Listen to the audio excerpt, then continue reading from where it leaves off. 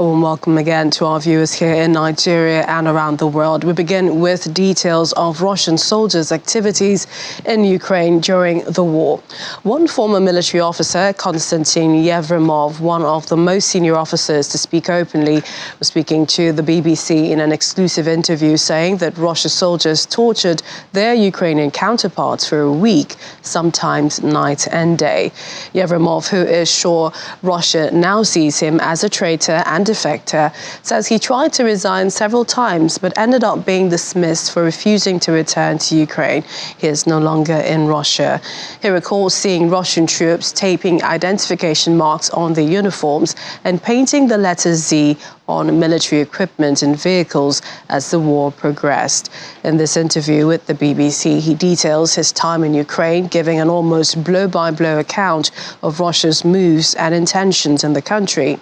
The UN Human Rights Office has been documenting cases of mistreatment of prisoners in the war in Ukraine and has interviewed more than 400 prisoners of war, both Ukrainians and Russians. Head of the UN's Ukraine-based monitoring team says they have found there is torture and ill treatment of prisoners of war happening on both sides.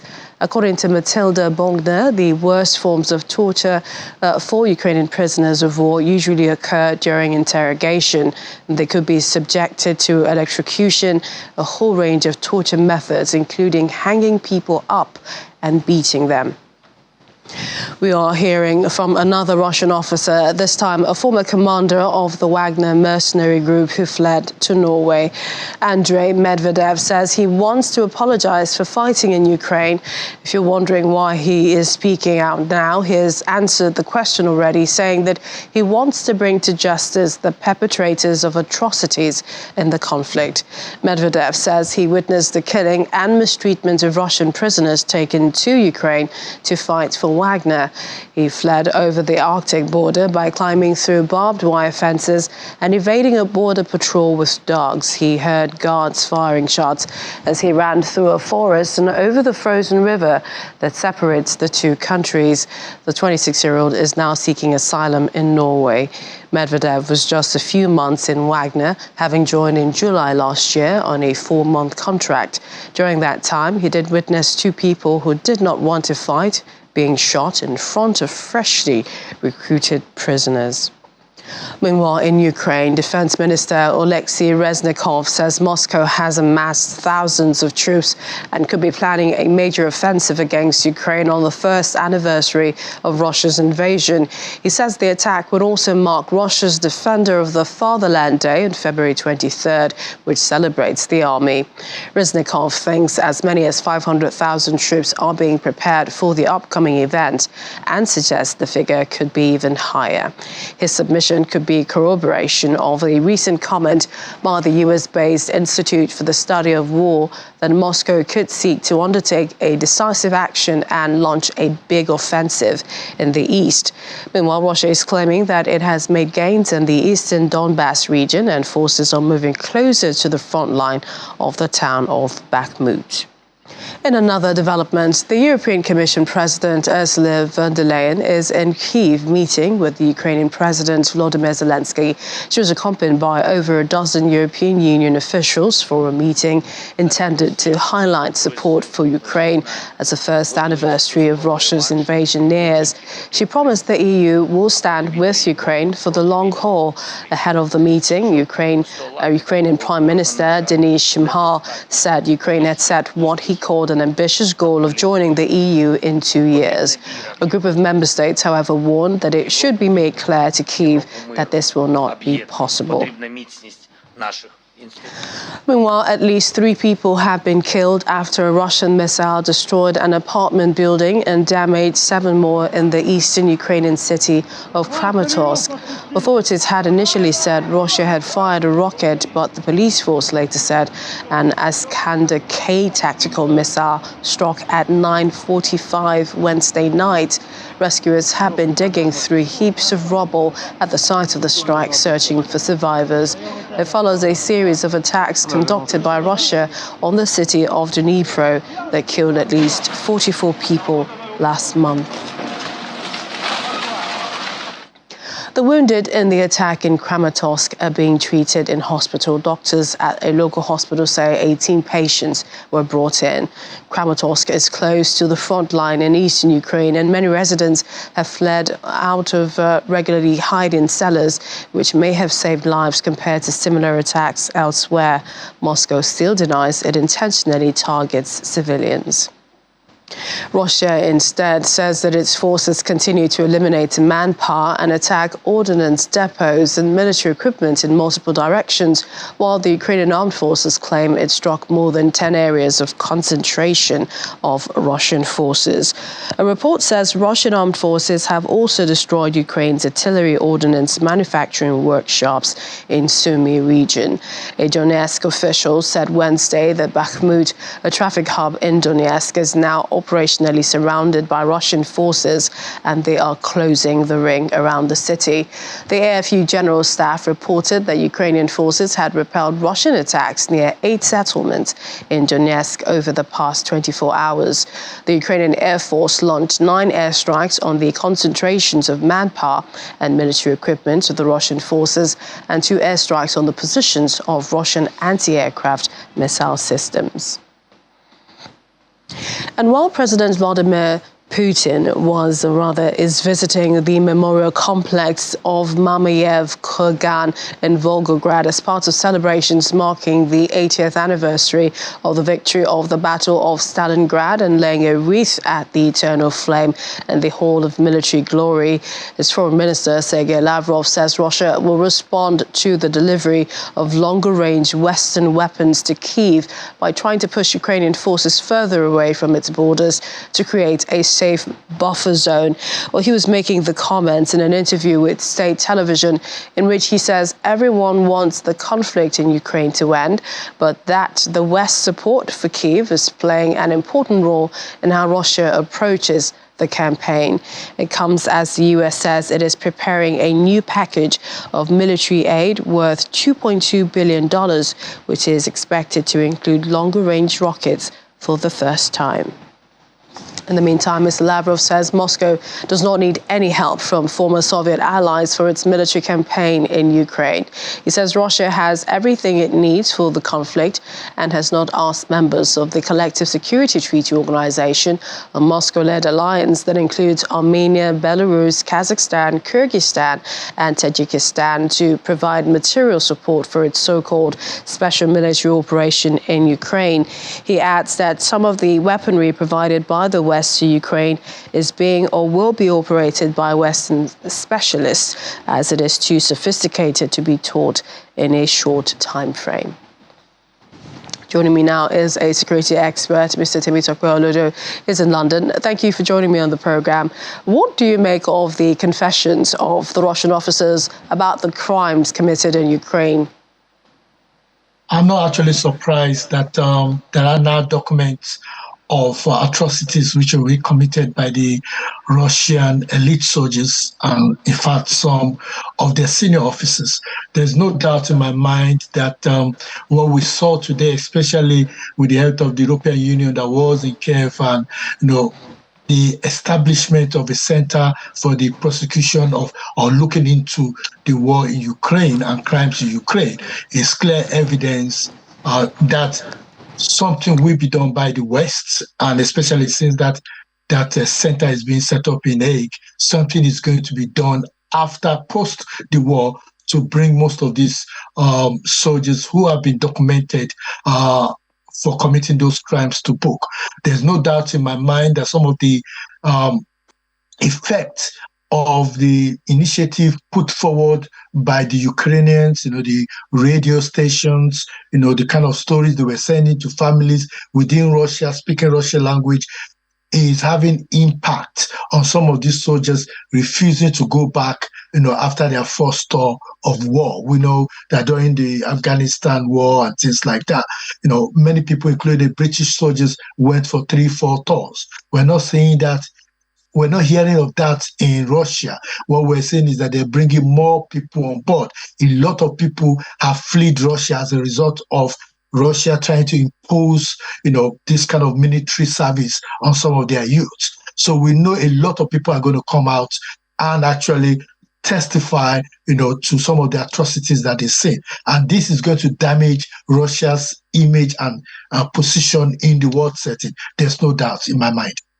How do you think, all of this reflects on Russia's intentions in the country? And this is pre the invasion and then, the extent to where we are and what we're hearing to come the first anniversary of that invasion. There's no doubt that Russia is digging in, and some of the studies that have been put in place that are now in the public domain shows that Russia might have a better advantage, in a lot of the situations of things the way they stand at the moment in their massive, counter-offensive that they are looking at bringing forward. And I think that's the reason why someone like Boris Johnson is saying, whatever we want to do in the West, we need to do it now. The West was pushing back initially to say they're not going to provide weapons or certain kind of weapons, which they were tagging as offensive and defensive in order not to provoke Russia. But they've seen that all their efforts not to provoke Russia has not really helped. The diplomatic front is getting slimmer and slimmer by the day. And that's the reason why, Boris Johnson, for example, the former UK Prime Minister, called for the provision of private jets for Ukraine, which, of course, the UK government have pushed back, mentioning that it will take some time for them to be able to put together the kind of training that they need. It takes about 35 months to train even a UK pilot from the scratch. So there's a lot of things that happen. But I think there's no doubt in my mind that a lot of all these countries are going to put in a lot of weapons. There's a lot of tanks going in, a lot of training going into Ukraine, trying to train their army. And there's no doubt that they will be ready at least to be able to protect themselves, because the UK policy is very clear that they only try to help them to be able to defend themselves and push back, not to go into Russia and start attacking, mainland Russia. And I think that is, where the fear is, that if they go to that extent, how will Russia react? While we were talking about that, training is still ongoing. For example, in Germany with the Leopard 2 tanks, training them on how to use this. But with what they foresee, the fact that they believe, Ukrainian defense minister said Russia is planning a major offensive on the anniversary of the invasion. Do you think that Ukraine has what it takes to buffer the attacks? I think there's no doubt in my mind that with the kind of support that is coming, the European Union has spent up to 50 billion in terms of assistance for Ukraine. And as we speak, they are actually looking at doubling the number of soldiers that are being trained from 15 to 30,000, not to take into consideration, not to forget that even the British also are training them and providing them with weapons. So there is no doubt in my mind that the kind of support is going to be available to assist them. How far that support will go is what we don't know. And we know from the Russian president's assertions of recent, in the last few hours, that they will overcome, the combination of the Ukrainians and the West, just like they did 80 years ago against the Nazis. So there's no doubt in my mind that Russia is seeing, the combination of Ukraine and the West as the Nazis. That's the description they're giving, and that, of course, will cause a kind of a fallback from the Israelis and the others who might be feeling that they are trying to use certain languages that Russia have continued to use as seeing themselves as the good people trying to defend their home. And I don't know what they're defending, because you're going into another man's country to destroy it. But that's not the way the Russians say it. Now, Russia today, the foreign minister said that Russia has everything that it needs for the conflict, and, it's not asking help for members of its collective security treaty organization. Do you think that perhaps Russia is bragging, or that Russia can actually sustain whatever plans it has in this special military operation, it calls it, in Ukraine, without the help of its own allies? I don't think I know they do have weapons. There's no doubt about that. But most of it has been destroyed as a result of the ongoing war. And if they're saying that they're not depending on anyone, they are not, they're speaking with two tongues, because we know that they've gone to Iran to acquire some of their drones. You know that even Belarus, which is next to them, they've actually had some training with them, air defense training, and trying to push that country. Of course, that country allowed this country to be used as a lampad for attacking Kiev, which did not really work last year. But they're trying to pressure them to support them, and they're going to the Chinese also to have conversation with the Chinese. So there's no doubt that they are having secret conversations with some of their allies. What we don't know in public is if any of those countries will come out and say, yes, we're providing Russia with defensive or offensive weapons in order for them to fight against Ukraine. None of them so far have come out publicly to make that. But of course, we know that there are those equipments that have gone the Russian way from those countries. Now, let's talk about the European Commission President, Ursula von der Leyen, who is in Kyiv today. She's saying that, the EU will stand with Ukraine for the long haul. But we also know that Ukraine has been trying to be a member of the EU. Why do you think, there is that dragging of the feet?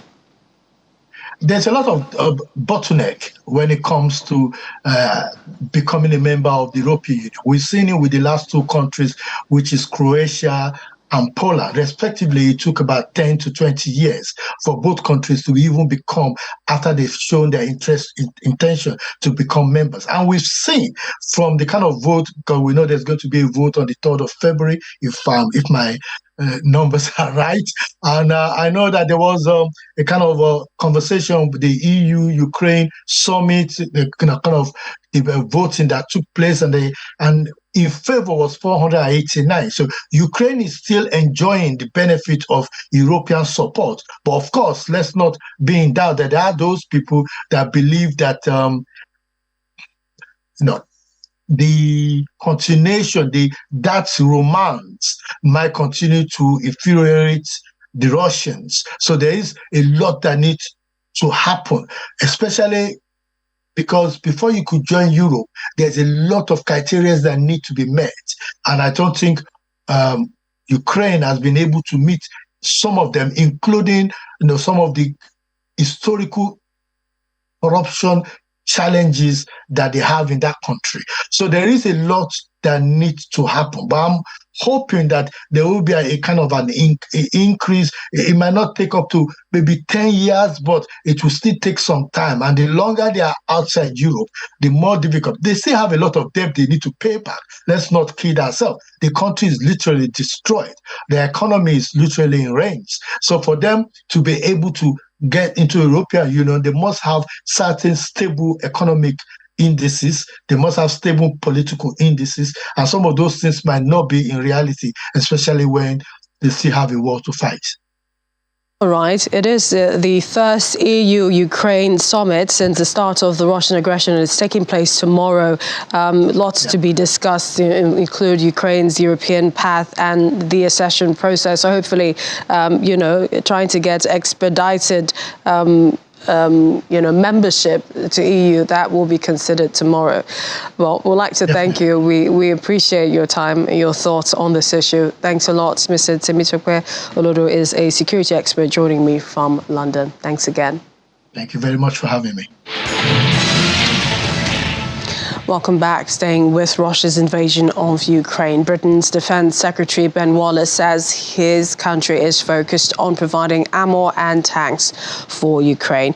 Mr. Wallace says Britain's jets are very complex and might not be applicable in Ukraine. The British Prime Minister's office had said on Tuesday that it would not be practical to send jets to Ukraine because it would take months to learn to fly them. While other Western countries have pledged in recent weeks to send main battle tanks to help Ukraine repel Russia's invasion, Belgium has not joined because it does not have any tanks left. It sold the last of them, a batch of 50, to Freddie Veselius, the CEO of OIP Land Systems, an arms dealer. Asked why he bought the tanks, the silver-haired man in his mid-60s said that his company's business model bought it unwanted military equipment in hopes that someone else would want it in future. The Belgian Defense Ministry has explored the idea of buying back the tanks to send them to Ukraine, but says the prices being offered are unreasonable and extremely high.